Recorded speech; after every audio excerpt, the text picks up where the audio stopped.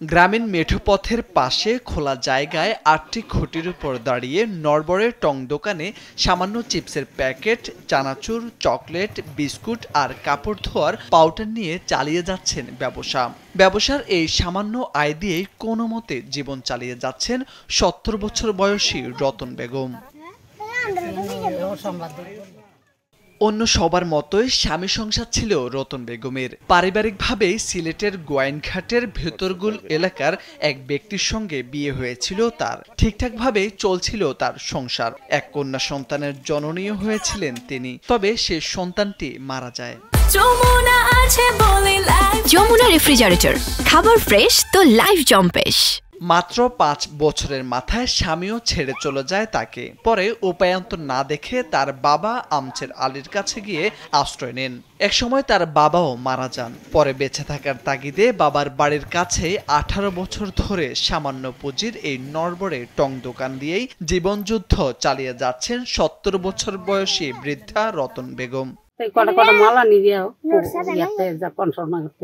আইনা তো ভিতরে বেচাকিনি করে দিতে আমি কোনো রকম চলি। কথা বুঝছেন নি, এটা একটা কষ্টই আমার।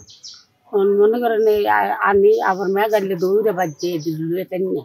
রতন বেগমের টং দোকানে গিয়ে দেখা গেছে ৮টি দুর্বল খুঁটির উপর দাঁড়ানো টং দোকানটির চারপাশে খোলা, উপরে নামমাত্র ছাউনি রয়েছে। দেখে মনে হচ্ছে সামান্য বাতাসে যেন মাটিতে লুটিয়ে পড়বে ঘরটি।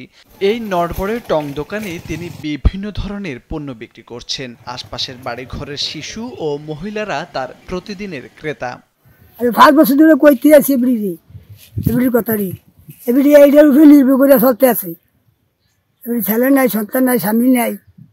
মৃত্যু হইলে তার তার যে নাই পুত্র নাই, স্বামীও নেই, তার বাবার বাড়ি। তো এটার একটা উশিলা করে গরিব মানুষ চলে, এটা তার আয় কিছু।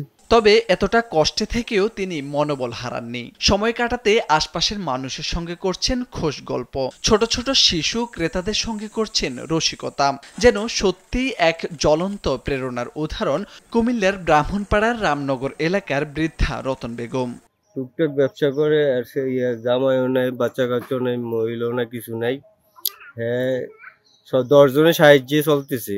১৩ বছর ধরে দোকানটা করে পরে যে মনে করেন একটু কষ্টে চলতে আছে, আর জীবন নাই, কষ্টে চলে। এমন দেখা গেছে যে এর জমি নাই, স্বামী নাই। এই বিষয়ে মালাপাড়া ইউপি চেয়ারম্যান শেখ আব্দুল্লাহ আল মামুন জানান, বৃদ্ধা রতন বেগমকে বয়স্ক ভাতার আওতায় আনা হয়েছে।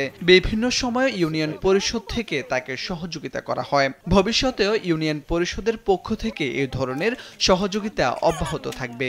রামনগরে সেই রতন বেগমের কথা আমরা যেভাবে বলতেছি যে সে আসলে আমাদের ইউনিয়ন পরিষদের থেকে আগে বয়স্ক ভাতা হয়েছিল।